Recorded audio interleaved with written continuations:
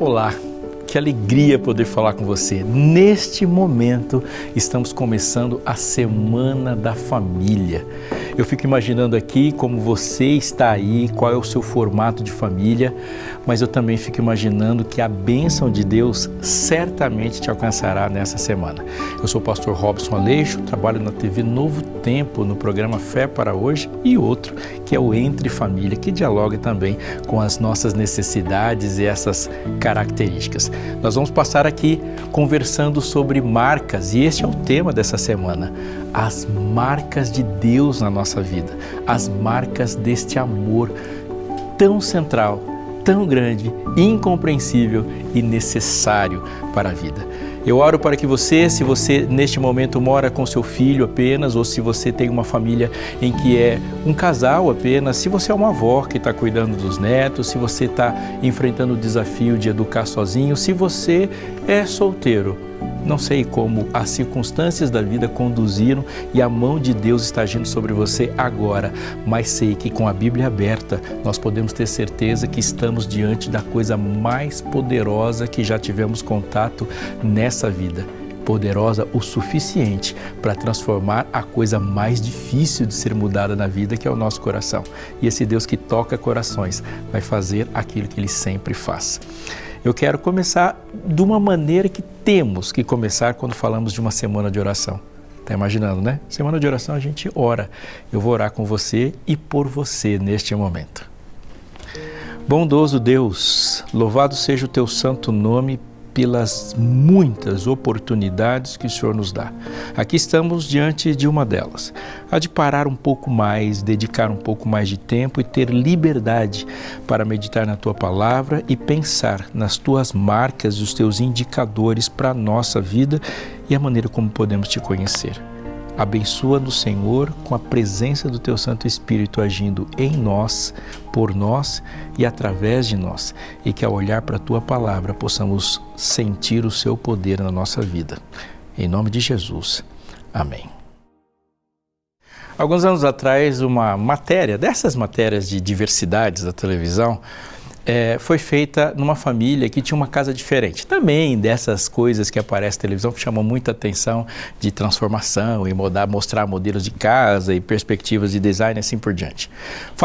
Na matéria se falou com muita gente. Por exemplo, tinha algum momento que eles falaram com o pai, com a mãe, com alguns filhos, e aquela família que tinha seus filhos ali, tinha um menininho, sabe aqueles menininhos que você bate o olho, aquele olho brilhando, e imagine que alguma coisa diferente pode acontecer a qualquer momento.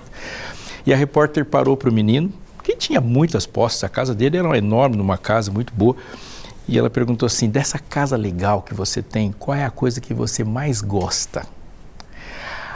Tinha piscina, tinha área de lazer, tinha uma salona de brinquedos, tinha um parque, tinha tudo que uma criança pode dizer. Ele diz: a coisa que eu mais gosto na minha casa é a porta. Aí ela parou, super surpreendida, porque como que uma criança fala da porta? Ela falou assim: a porta? Achei que você ia falar do seu quarto, da cozinha, da sala de lazer. E ele disse: mas sem a porta eu não chego em nenhum desses lugares. Genialidade infantil. Eis que diante de ti, falou Jesus, eu coloco uma porta aberta. Ele se definiu como porta e nós usamos essa expressão de porta para muitas coisas. Abrir uma porta de emprego, uma porta. A porta é, sem dúvida nenhuma, um item de acesso. Diante de ti põe uma porta, significa que diante de ti há um acesso.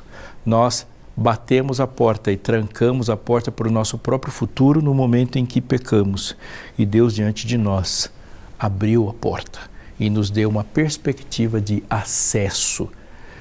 Sim, a porta é o elemento da casa de todos nós que inevitavelmente qualquer pessoa, seja de personalidade ou idade diferente, vai se relacionar.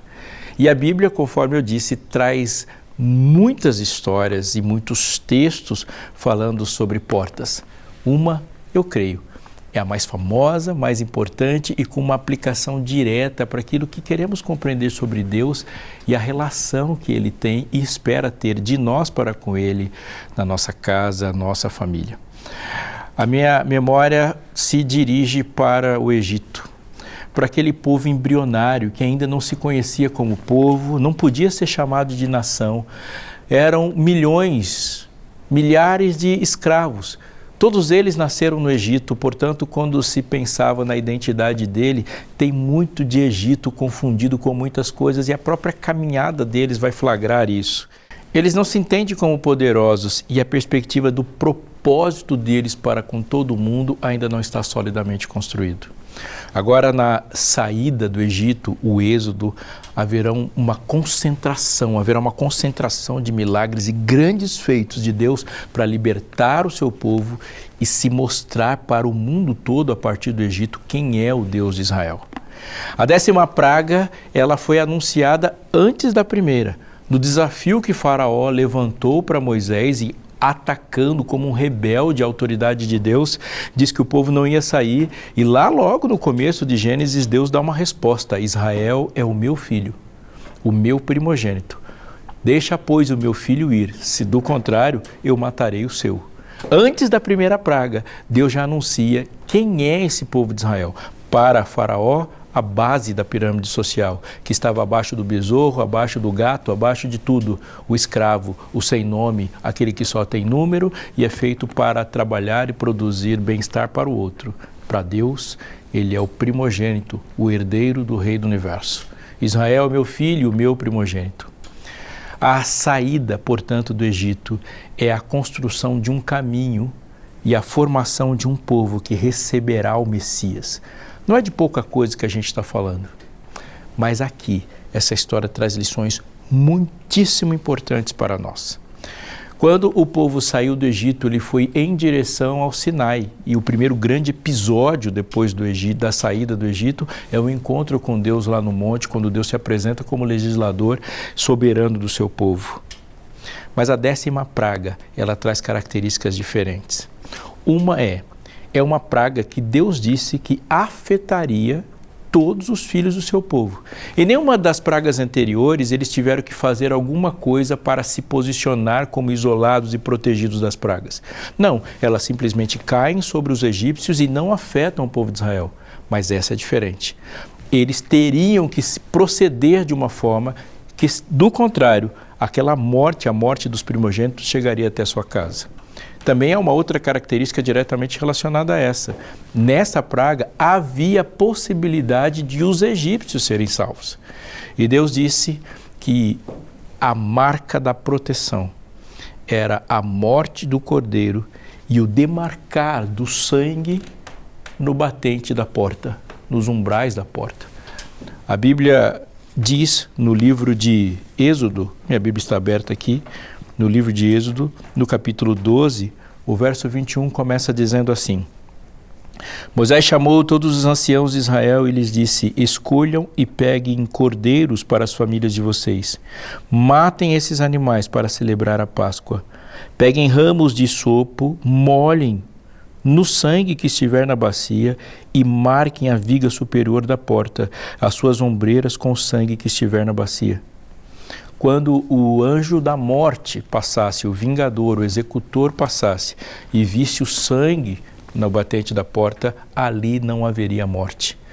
Mas se o anjo passasse e não houvesse sangue ali, a morte do primogênito era certa. A lição é clara: o cordeiro substitui o filho, porque o filho não pode ser substituído. Assim é, e assim pensamos nas nossas relações. A lição de salvação é muito importante, porque para Israel sair para a sua caminhada, ele já sai experimentando a salvação. Agora, em nome de Jesus, eu te chamo para prestar muita atenção e colocar o seu coração no que se desdobra dessa história. A primeira é que Deus está nos dizendo que a experiência de perdão, a experiência de salvação, é a base fundante de todas as demais experiências. Todas. Há alguns anos atrás, muitos anos atrás, se apareceu na história e ficou famoso na história um grande pensador, René Descartes. É dele a frase penso, logo existo. E essa frase ela é síntese de uma construção filosófica muito maior que os filósofos chamam e nós conhecemos como racionalismo cartesiano.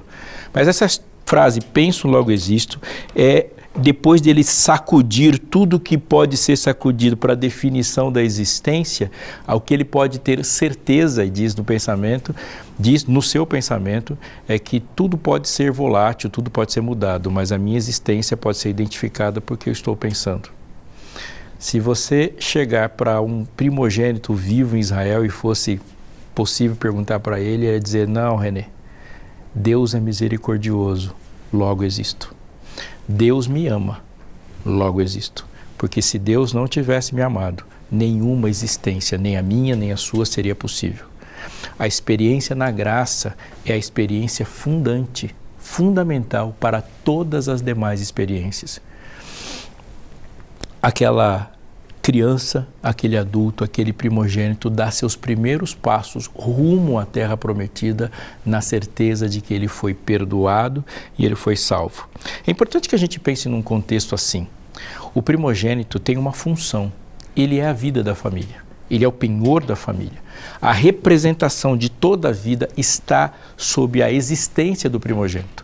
Quando Deus pede tudo a Abraão e diz, Abraão me entrega tudo, ele fala, entrega teu filho primogênito. O primogênito, ele é a semente prometida. O primogênito é a última barreira, é ele que tem a responsabilidade de trazer sobre si a condução da herança cultural e religiosa da família e traz sobre si o recurso para salvar seus irmãos em caso de morte, em caso de guerra, em caso de escravidão.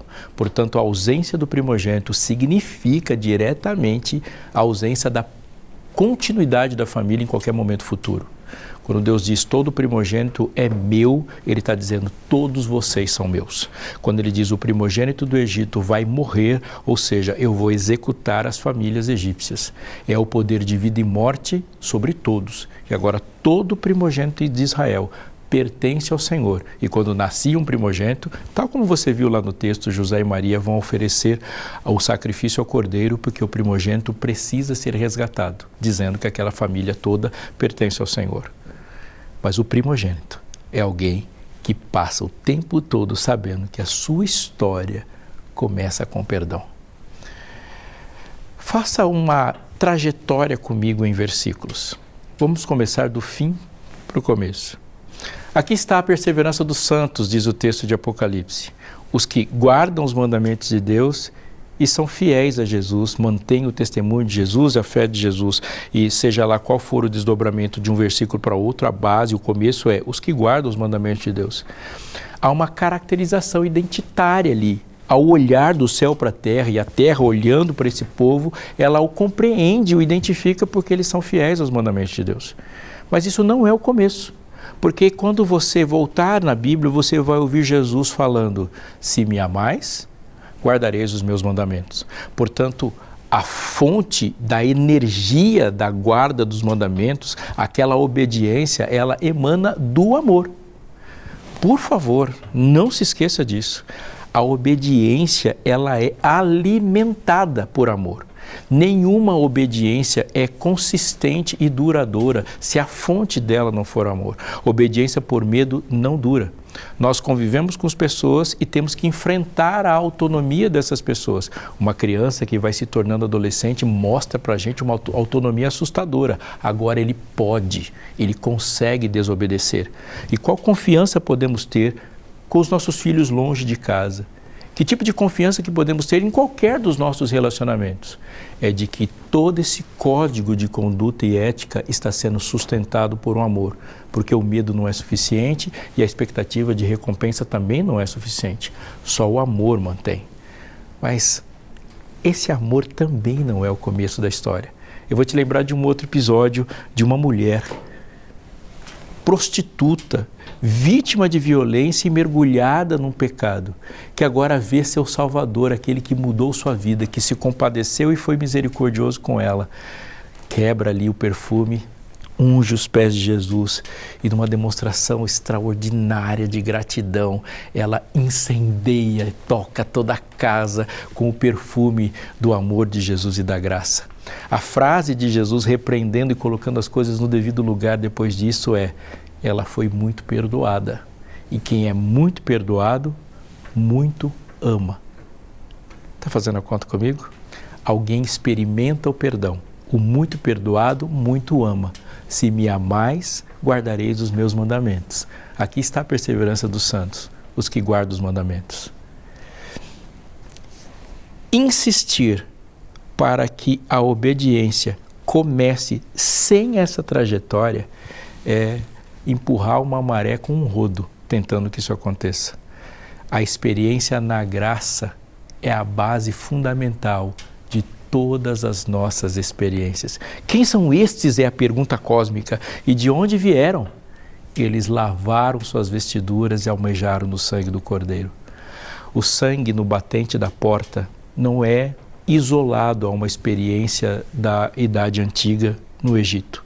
A experiência do batente da porta, mesmo que ela não seja literal para nós, mas é a história de todos nós, de que ao pisarmos casa adentro, estamos entrando em um ambiente de perdão.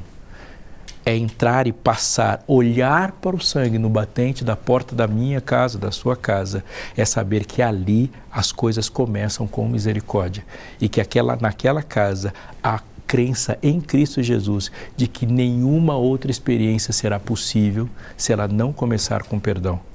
Algumas pessoas já chegaram para mim em algum momento da vida e falaram assim: olha, eu estou sem conversar com meu cônjuge e eu não o perdoo. Você está sem conversar há quanto tempo? E a pessoa fala de um número assustador de dias. E algo vem à minha mente imediatamente, eu vou compartilhar com você. Ter uma crise relacional é comum aos seres humanos. Não ser capaz de perguntar não é um problema isoladamente conjugal. Vou repetir, não ser capaz de perdoar não é um problema exclusivamente conjugal. Não ser capaz de perdoar é um problema essencialmente espiritual. Seja lá qualquer pessoa, toda relação começa com a misericórdia. Rogo-vos, pois, irmãos, diz Paulo, pelas misericórdias de Deus. E agora ele vai dizer todo o resto. É com o amor que começa. Os passos que Adão e Eva deram do Éden para fora, para uma vida de quase um milênio, somente foram dadas, porque Deus é misericordioso. Somente o perdão. Já parou para pensar que naquela sociedade dominada pelo farisaísmo, onde você vê um fariseu capítulo sim, capítulo não, com todo o seu código de ética gigantesco que consegue multiplicar um mandamento para 400 regras, era um lugar que no texto você vê muitos fariseus, muitas regras, muita prostituta, muito endemoniado e uma multidão de ladrões. O que isso está dizendo? É que aquilo que os fariseus estão fazendo para tirar uma pessoa do pecado é totalmente ineficaz. O que Jesus fez para tirar uma prostituta da prostituição foi perdoá-la. O que os fariseus tentaram fazer é apedrejá-la. Não dá certo. O que Deus fez para livrar um endemoniado do poder de Satanás foi perdoá-lo. E antes disso, nada de importante pode acontecer. Eu não te condeno. E agora que não te condeno, é possível ir e ter um sentido de não pecar mais. Repito, é do perdão que tudo emana. Eu quero orar com você, por você, e eu vou falar nós na minha oração. Então significa que eu vou orar no seu lugar. Eu quero que você agora, em nome de Jesus, se coloque nessa oração, repetindo para Deus aquilo que é o desejo que devemos ter enquanto família. Que a entrada da nossa casa seja marcada pela misericórdia de Deus manifestada no sangue de Jesus. E aquele que morreu por nós diz como se deve viver, perdoando. E que a misericórdia nos acompanhe e que o perdão seja a marca das nossas relações e que nos nossos erros não são consertados antes de qualquer outra coisa por muitos métodos, mas que os nossos erros eles são restaurados, nós colocamos a certeza da vida no perdão de Deus. Esse é o seu desejo? Vamos comigo? Senhor, a nossa oração agora a Ti, ela não é cheia de tantas palavras. Nós queremos primeiro Te agradecer pela Tua graça, pela misericórdia e pelo perdão, e pelo sangue que escorreu no nosso lugar. Te agradecer porque antes de nos encontrarmos contigo no Sinai, nós só estamos indo para essa direção, porque o Cordeiro morreu no nosso lugar. Te agradecemos pela salvação e te pedimos que esse efeito aconteça na nossa vida, que a tua justiça nos faça justos, que a tua misericórdia nos faça misericordiosos, que teu acerto de paz nos faça pacificadores e que teu perdão nos faça perdoadores e que todos que morem do batente da nossa casa para dentro saibam que ali reina o perdão e que todos que se projetam da porta da nossa casa para o mundo saibam que dali se projetam perdoadores. Em nome de Jesus te pedimos.